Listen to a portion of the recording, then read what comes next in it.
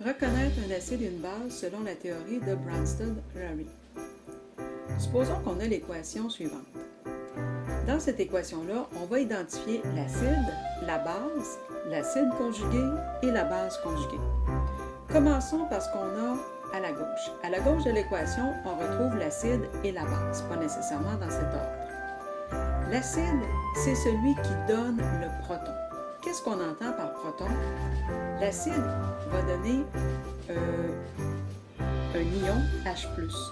Et l'hydrogène, sans son électron, c'est-à-dire l'ion H+, dans le fond, c'est tout simplement un proton, étant donné que l'hydrogène est constitué que d'un proton et un électron lorsqu'il est au complet. Ensuite de ça, la base, c'est celui qui va recevoir le groupement H+, donc il va recevoir le proton. La base, c'est un receveur ou un capteur de protons.